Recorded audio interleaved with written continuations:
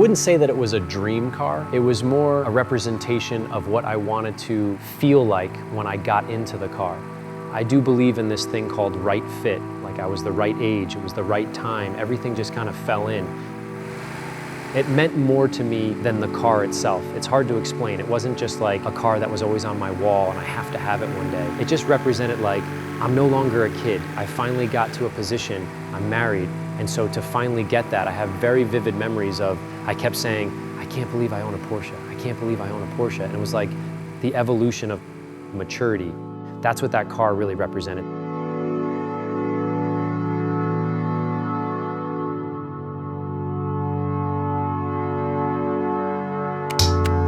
My name is Larry Casella. I'm the founder of Ammo NYC. We restore cars. We find really, really bad cars. We find really, really nice cars. We find everything in between and restore them and make sure that they get back on the road and they're driven.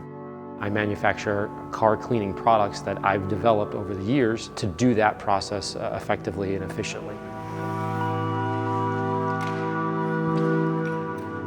The passion first began when I was very young. There's tons of pictures of me cleaning even my little toy cars, to cleaning the table.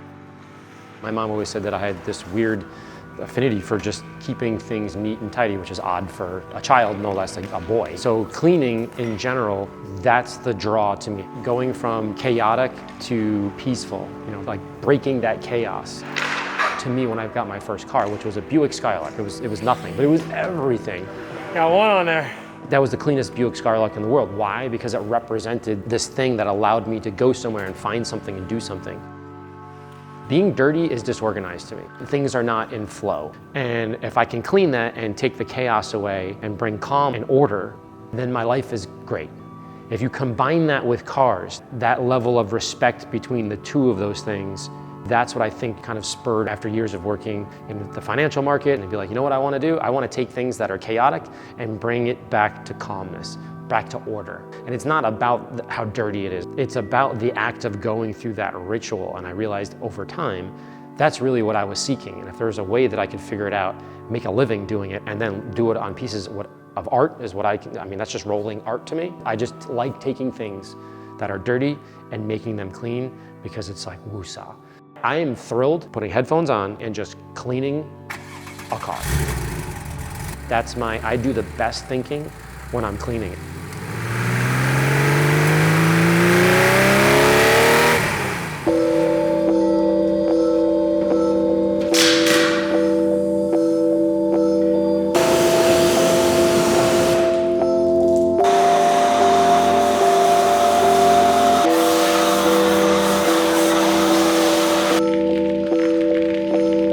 I don't necessarily think detailing is art.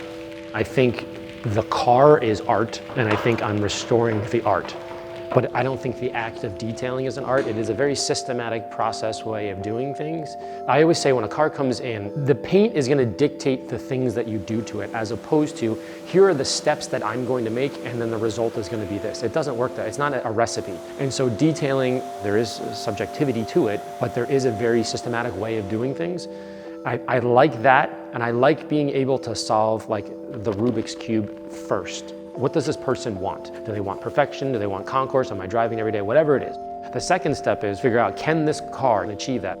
The closest thing to artwork or the closest thing to beauty in terms of the system of detailing is figuring out that Rubik's Cube, because it's all this mess. You take what he wants, you take what the car can give you, and then you have to figure out how to achieve those two things with the method. And it's different for every single car. Now, you have 3 or 4 or 5 like basic tools preserving the vehicle in the process, because that's the key. And so that's that balance of measuring the paint, how far can I go, and all that. If you want to call that artwork, sure. I don't think so. I think that's just a very systematic way of doing things. And what's cool is if you pop out of that system, if you for an instant try to cut corners or speed things up, it'll bite you in a second. That's what's so cool about it. It is just, you put your headphones on and you know you have to do this process. And if you skip something, everything sort of falls apart. You're preserving. That's the mindset from, I think, a detailer and someone who is amazing at their job. Detailing a car is about the compound of multiple things.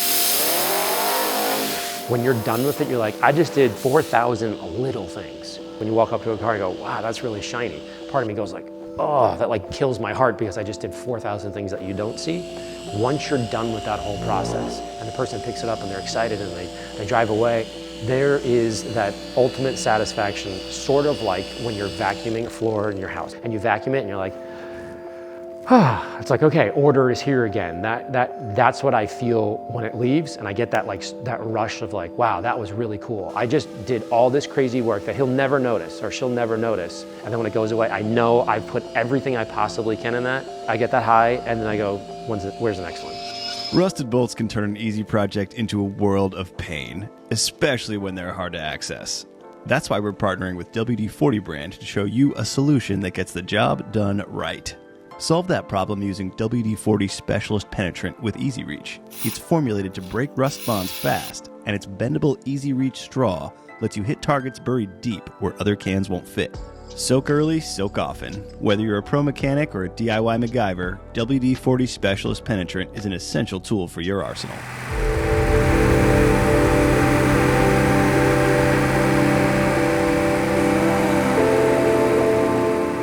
A dream car. It was more of a car that I wanted a very long time. I started this thing with Matt Farah called the New York Motor Club. We had 70 people that would drive all these fancy cars, and we would put on these events, just an excuse to drive your car. It was wonderful, everybody was beautiful. The problem is, I didn't have a car. I always wanted a Porsche. And I wanted a Porsche that was not completely analog, but not completely digital. You know, I wanted something that was like right, healthy, smack in between. I took the leap, and it all worked out. And first thing I did was pop the engine out.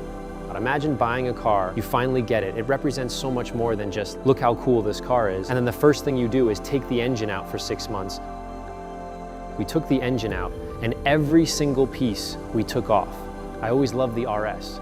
So we took L&N engineering P's and C's, and we went from a 3.6 to a 3.8. And to go through that process with the same block, and then to have this creation go into your car, you start it up for the first time, it was just like this rolling experience. And the car drove great, and I drove it. And the idea was that I would drive it to the track and then drive it every day. I thought that was just so cool. I got the Swiss Army knife of like badass cars. It was just too cool. Underneath my license plate is a trailer hitch that I used to trailer my tires. Every little bit meant something. It was very functional. From the FED Brombacher exhaust to those big reds, which are huge, I did a bunch of things to make it functional on the track. We found some rust on it probably like 4 or 5 years into it, and it was right underneath a windshield, which apparently is pretty common. So I remember going into the shop, J&B Auto Body, and said, hey, let's just grind that out. I want to preserve this the way that it is. And as soon as we pulled everything off, the hole underneath was rusted. He looked over, and he looked at me, and he looked over at the car, and he went like this. All right, just do the whole thing. I was freaking out because I couldn't imagine how much that cost, but we figured out a plan, and the point is, we did everything right. Everything was very form and function. That paint job is actually Bentley Beluga Black. The deepest, richest, most amazing black is the Bentley Beluga Black, as if oil came up from the ground, and I was like, I want it that black. I think the 964 represents ammo in the most authentic and precise way, because each thing that I did to it wasn't done to it because I wanted to do things to it. I did things to it because I needed it. It represents the grittiness of ammo. We don't have investors, we don't have a zillion employees. It really is like down and dirty, let's get it done and enjoy it. And like that to me is just the quintessence of that ammo essence.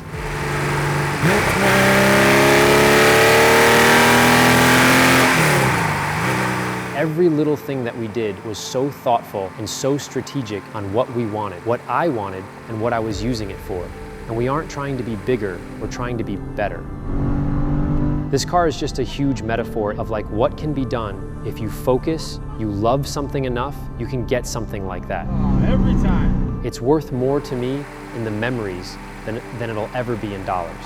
This year represents ammo in the best way.